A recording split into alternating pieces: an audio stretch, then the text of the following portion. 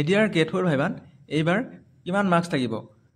যোৱাবাৰ ADR grade 4 ভাইভাত 5 marks আছিলে আৰু এইবাৰ 2025 বৰ্ষত এডিআৰ গ্ৰেড 4 ভাইভাত কিমান নম্বৰ থাকিব?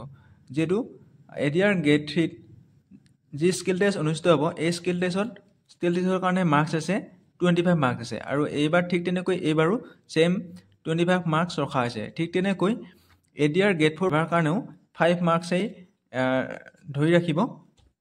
এডিআৰ গ্ৰেড 4 ভাইভাৰ কাৰণেও 5 মাৰ্কছেই ৰাখিব। এডিআৰ গ্ৰেড 4 ভাইভা সন্দৰ্ভত কি কি কুৱেশ্যন হ'ব লাগে বা কি এডিআৰ গ্ৰেড 4 ভাইভা সন্দৰ্ভত কেনেকুৱা ধৰণৰ প্ৰশ্ন আহিব?